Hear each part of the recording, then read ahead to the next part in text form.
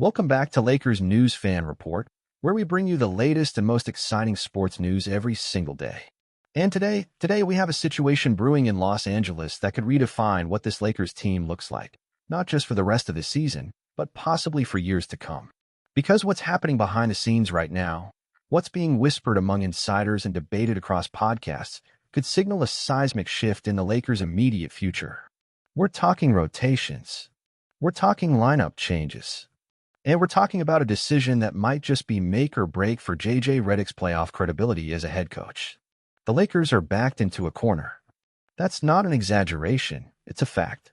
Down 3-1 in the series. One more loss and it's over. The dream of hoisting another banner gone. LeBron's 40-year-old legs, Anthony Davis's nightly grind, and Luka Doncic's first postseason ride in purple and gold, all of it on the verge of collapse. And yet, there's a decision looming. One that might seem small now, but could ripple through the entire series. Should the Lakers gamble on the unknown? We're hearing serious buzz, real momentum, about the possibility of Maxi Cleber getting minutes in Game 5. Yes, that Maxi Cleber. The veteran stretch big who hasn't seen a single minute of playoff action this year. A guy who, until this week, was barely even in the conversation. But here's the twist. He might just be the spark this team needs. Let's rewind for a second and look at how we got here. The Lakers stormed into the postseason with optimism. There was a sense, maybe naive, maybe hopeful, that the combination of LeBron's leadership, AD's dominance, and Luka's offensive brilliance could finally click. They made smart moves at the deadline. Shored up their wing depth. Strengthened the second unit.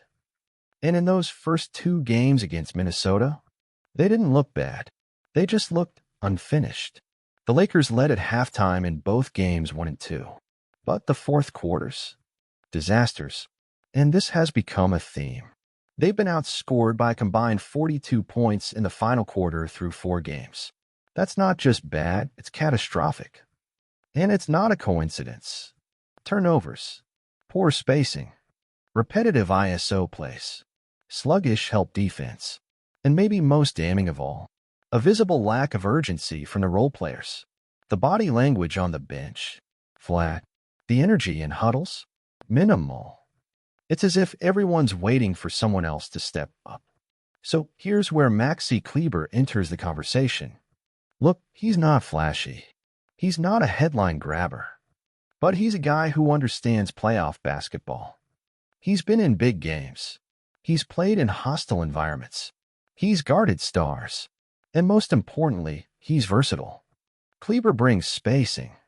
Legitimate pick-and-pop spacing. That means if he's on the court, defenders can't just collapse on LeBron or Luka when they drive. That's been a major issue. Minnesota's been packing the paint, daring the Lakers to shoot. With Cleber, that calculus changes. Suddenly, Rudy Gobert or Karl Anthony Towns has to think twice before abandoning him on the perimeter. And defensively, Cleber can switch. He's not elite, but he's smart. He positions well. He communicates. And on a team that's looked confused on defense in the biggest moments, communication is everything. But, and here's the question, is this too late? He hasn't played in months. He's recovering from a foot injury. He's had zero chemistry building minutes with Luka in LA. And let's not forget, this is Redick's first playoff run as a head coach. Is he really going to throw a rusty veteran into the fire and hope for the best? Some insiders believe he might have no choice. Because what's the alternative? Go back to the same rotation that's lost 3 straight games? Hope Rui Hachimura suddenly becomes consistent again? Pray that Jared Vanderbilt, coming off limited minutes and nagging injuries, magically turns into the defensive stopper they've been missing? Or try something new? And that's where Dalton Connect comes in. Now, if you're just a casual fan, you might be wondering, who? But Lakers diehards know. Connect is the rookie sharpshooter who's been buzzing around practices. Coaches love his work ethic. Teammates praise his confidence. And while he's barely played this series, some around the team are quietly asking the question, why not him? Why not now? This is a guy who can shoot the lights out. He's fearless in transition. And let's be honest, at this point, the Lakers don't need perfect defense from him. They need a spark. Just one momentum-shifting moment. Corner 3. A high-flying dunk. A block that electrifies the bench. Fans are wondering if this could be the beginning of one of those classic playoff stories. You know, the ones where an unexpected name suddenly becomes the X factor. Like Meta World Peace in 2010. Or Talon Horton-Tucker flashing potential in the bubble. Or even Lonnie Walker last year against the Warriors. Remember that fourth quarter? Could Dalton Connect be this year's version of that? Of course, the risk is real. He's untested. The Timberwolves are physical. He'd have to earn his buckets. But what he brings is energy, passion, hunger. And right now, the Lakers need hunger more than they need experience. Which brings us to the coaching staff. JJ Redick has played in huge playoff series. He knows what desperation feels like. But coaching, that's different. Now the spotlight is on him. If he doesn't make a change and they lose again, that becomes the storyline. Not LeBron, not Luka, not the injuries. It becomes a question of why Redick didn't pull the trigger on a spark when the team clearly needed one. Could this be the night that defines his career? The night he takes a risk, or doesn't? Could this be the moment where he throws Cleber and Connect into the mix and shocks everyone? If it works, he's a genius. If it fails, he's the rookie coach who played it safe for too long. And remember, LeBron is not going to play forever. Anthony Davis has been battling through pain all year. Luka might not stay long if this team doesn't prove it can win when it matters. These playoffs aren't just about this year. They're about setting the tone for the next chapter of Lakers basketball. So now the question is, do the Lakers go bold or go home? Because if they win Game 5, everything changes. Suddenly the series is 3-2. Suddenly the pressure flips. Minnesota starts to tighten up. The narrative begins to shift. And the Lakers? They get a shot at redemption. But if they lose, if they fall flat again, using the same tired game plan, then we might look back at this series as the one that slipped away. The one that could have been different if only they'd taken a chance. But what do you think about all of this? Should the Lakers shake things up? Should Maxi Cleber finally see the floor? Should Dalton Connect be unleashed for one shining moment? Or is this too risky, too late? Personally, I'm all in on trying something new. If you're facing elimination, you swing for the fences. You roll the dice. You bet on the unknown. I'd rather go out with fireworks than fade quietly into the offseason. And maybe that's part of the problem. This roster was built with championship aspirations, but it was also built with flexibility in mind. Young talent, veteran experience, and a coaching staff still trying to define itself. That flexibility is a strength in October. In April, it becomes indecision. That's where Redick has to take control, not just as a tactician, but as a leader. The players need a voice. They need conviction. No more second-guessing. Because if there's one thing the Timberwolves aren't doing right now, it's hesitating. Anthony Edwards has been electric. Their defense has been sharp. Their rotations are tight. They're playing like a team that knows who they are. The Lakers? They're still asking that question. And in the playoffs, questions are dangerous, especially when the clock is ticking. But here's the silver lining. The Lakers do have answers. They're just buried beneath layers of hesitation and routine. You look at a guy like Austin Reeves, who's had moments of brilliance this series. Why not empower him more? Why not lean into his creation abilities and see what happens? The Lakers need chaos. Controlled chaos. They need to disrupt the rhythm that Minnesota has found so effortlessly. And that could mean more than just giving minutes to new names. It could mean shaking up the entire structure. Giving LeBron early rest to close half stronger. Running Luka as a primary initiator in more bench-heavy lineups. Using AD at the 5 exclusively and removing any temptation to go big with non-shooters. The Lakers have options. They just need the guts to try them. Let's not forget, playoff series are emotional battles. Confidence swings wildly. One big play, one tech foul, one poster dunk can change everything. This team needs emotional fuel. And sometimes that doesn't come from your stars. It comes from the guys at the end of the bench. From a rookie nailing a shot that ignites the arena. From a veteran getting a crucial stop that reminds everyone, this isn't over. There's also the LeBron factor. We've seen it time and time again. The man can flip a game with sheer willpower. But he can't do it alone. Not at 40. Not against a defense this locked in. He needs outlets. He needs movement. He needs shooters who won't hesitate. That's where someone like Connect becomes more than a luxury. He becomes a necessity. And what about Anthony Davis? His numbers have been solid, but the impact has been inconsistent. He's dealing with injuries, no doubt. But this is when legacies are forged. If he's truly the co-leader of this franchise, this is the game where he needs to demand the ball, own the paint, and erase mistakes on the defensive end. If there's any gas left in the tank, now's the time to floor it. This could also be the last time we see this version of the Lakers. Contracts expire. Trade talks linger. The front office is watching closely. And that means every possession in Game 5 is not just about survival. It's an audition. For roles. For reputations. For what this team is going to look like 6 months from now. No pressure, right? Meanwhile, the fan base is restless. You can feel it in the comments. You can hear it on talk radio.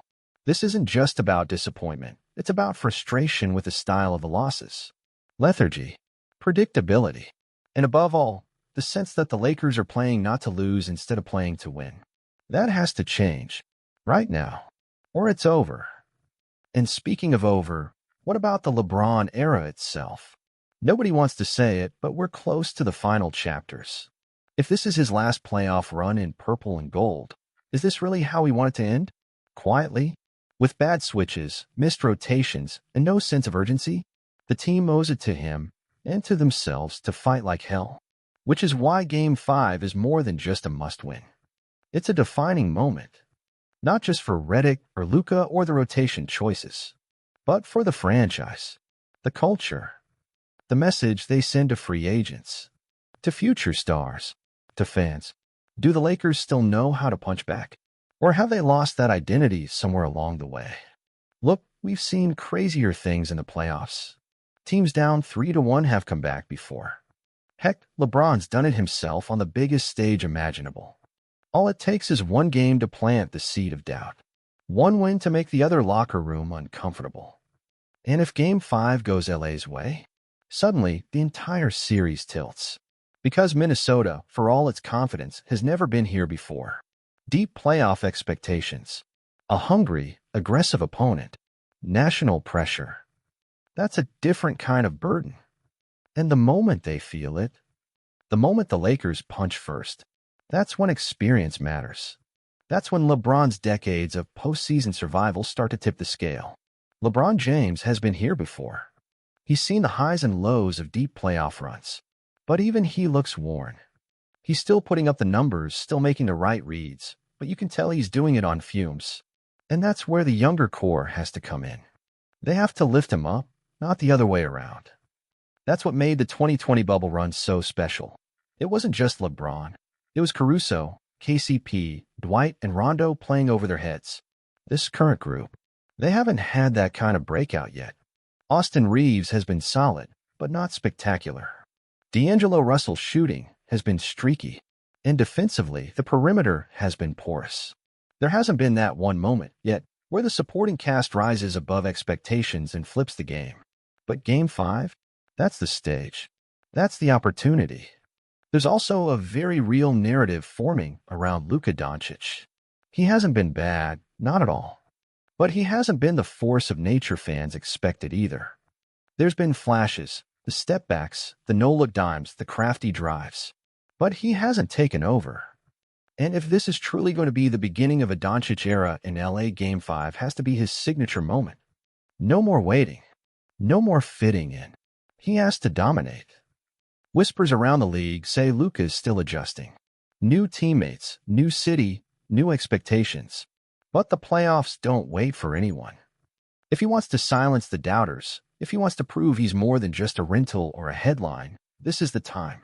Game 5 is his proving ground. And let's not forget the Wolves. They're not going to roll over. Anthony Edwards is growing into a superstar right before our eyes. He's fearless. He's electric. And he smells blood. He knows that taking down LeBron and the Lakers is a legacy moment for him.